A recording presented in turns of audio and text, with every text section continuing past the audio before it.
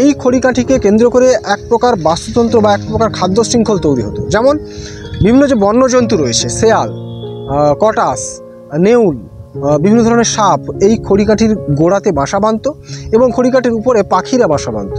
তাহলে একটা নির্দিষ্ট খাদ্য শৃঙ্খল কিন্তু এই খড়িকাঠি। আমার হাতে যেটিকে দেখতে পাচ্ছেন, এটিকে যদি আপনারা বাঁশের কঞ্চি কিংবা ব্যাম্বু ব্রাঞ্চ হিসাবে মনে করে থাকেন তাহলে ভুল করছেন। এটি কেলেঘাই নদীর একটি নিজস্ব গুল্মজাতীয় লতানো উদ্ভিদ, যাকে আমরা স্থানীয় ভাষায় খড়িকাঠি বলে থাকি। এই খড়িকাঠির সঙ্গে বাংলার যে খড়িয়াল উপজাতি রয়েছে তাদের একটি সুদূর প্রসারী সম্পর্ক রয়েছে, অর্থাৎ জীবিকা ভিত্তিক সম্পর্ক।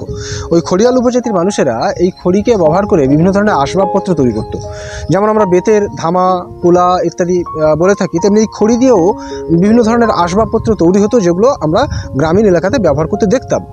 কিন্তু ইদানিংকালে সেই খড়ির ঝুড়ি কিংবা বেতের ঝুড়ির ব্যবহার কিন্তু একেবারে নিশ্চিহ্ন প্রায়। সেই একইভাবে এই খড়িও কিন্তু আমাদের কেলেঘাই অববাহিকা থেকে একেবারে নিশ্চিহ্ন হতে বসেছে। এতে গেল খড়ির অর্থনৈতিক দিক। এর বাস্তুতান্ত্রিক দিক কিন্তু খুবই গুরুত্বপূর্ণ। এই খড়ি কাঠিগুলো যখন নদীর বৎসরে হতো, একসময় নদীতে জল চলে আসতো, তখন এই খড়ি কাঠিগুলো ভেসে থাকতো এবং তার যে গোড়াটা নিচে লেগে থাকতো, ওই গোড়াতে নদীর বিভিন্ন প্রকার মাছ এবং অ্যাকোয়াটিক অ্যানিমেলগুলো বাসা বাঁধত।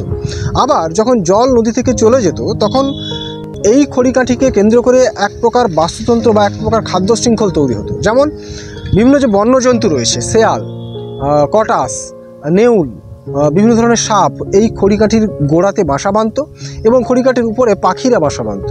তাহলে একটা নির্দিষ্ট খাদ্য শৃঙ্খল কিন্তু এই খড়িকাঠিকে কেন্দ্র করে তৈরি হতো।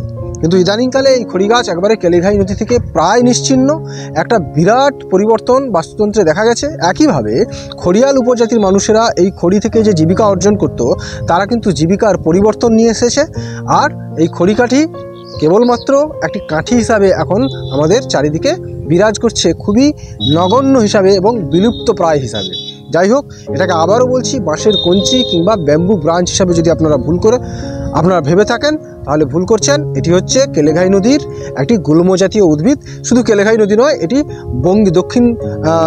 দক্ষিণ পূর্ব এশিয়ার বিভিন্ন জলাভূমি অঞ্চলে এই উদ্ভিদকে দেখতে পাওয়া যায়, যার নাম আমরা স্থানীয় ভাষায় বলে থাকি খড়িকাঠি। ধন্যবাদ, ভালো থাকবেন।